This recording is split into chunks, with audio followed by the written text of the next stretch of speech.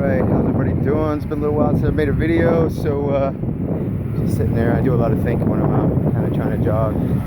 So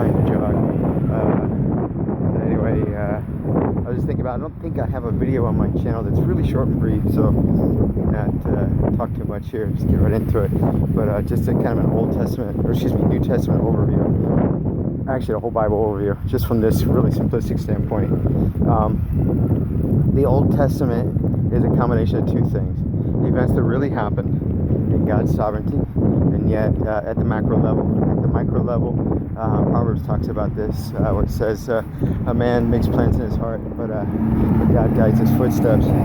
So this at the macro view, aerial view, looking down from an airplane kind of thing, God's sovereignty is guiding things, foreseen, foreplanned, and yet he instills free will in human beings. But he created them, so he knows what decisions they're going to make. So, but in any case, it's a mixture of those two things. It's a mixture of human beings, God, and the events that really happen in the Old Testament. And amongst that, intermingled with a lot of prophecies about the coming Messiah. So that's our Old Testament, foretelling about the Messiah that would come, that would rescue mankind from the apostate angels and demons, and that he would call them to come out from the ways of this world that is a mixture of good and evil.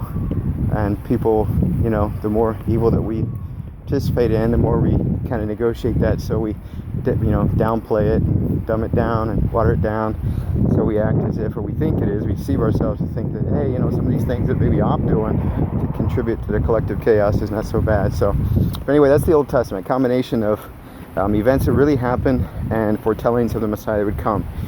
Then we step forward into the New Testament, and we've got a block of 4 Gospels, from 4 different authors, foretelling events about the Messiah that was foretold in the Old Testament.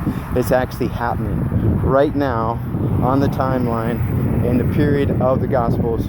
It's really happening, right? And then at the end of all the Gospels, the last prophecy in Psalms 110 that he would rise, and there's a couple other in Psalms that talk about him rising and entering the gates of heaven, sitting at the right hand of the Father. So anyway, then we end that. Christ is sitting at the right hand of the Father.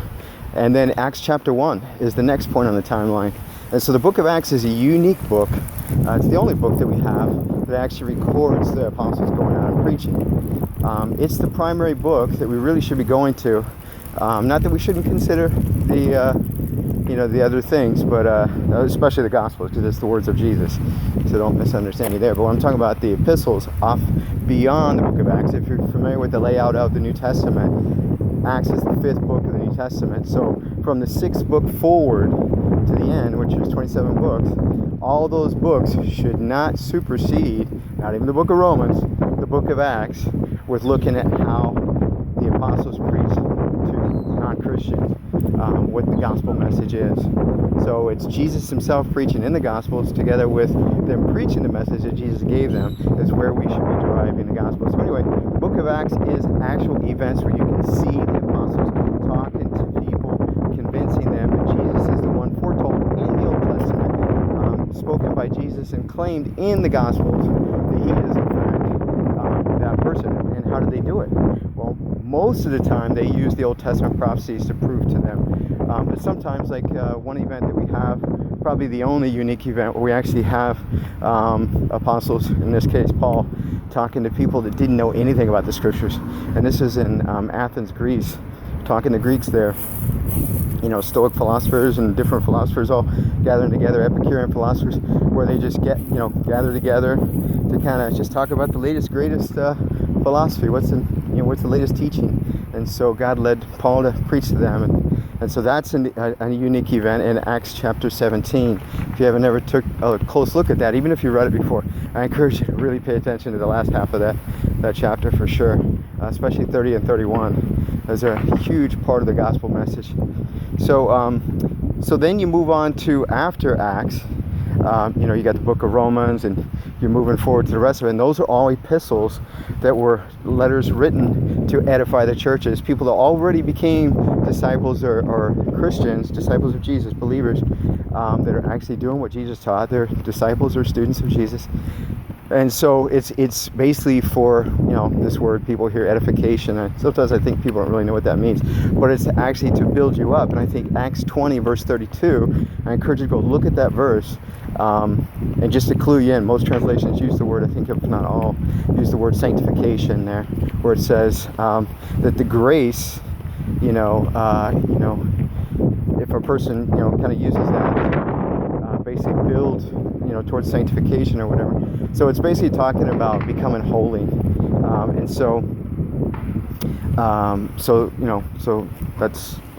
that's pretty much what we have in the epistles, is edification, or helping people to become holy, help people to practice the teachings that Jesus taught, which is fulfilling the law that Moses came short of fulfilling. He laid the skeletal framework for it, but just like the book of Hebrews shows, that can't bring people to perfection or to maturity. That's what that word teleos means. So, but Jesus can. That's why Jesus came, to bring his students. That's what he said. He said it's enough for a student to become just like his teacher, and those that become just like their teacher are going to enter the kingdom of God. So anyway, that's the layout of the Bible.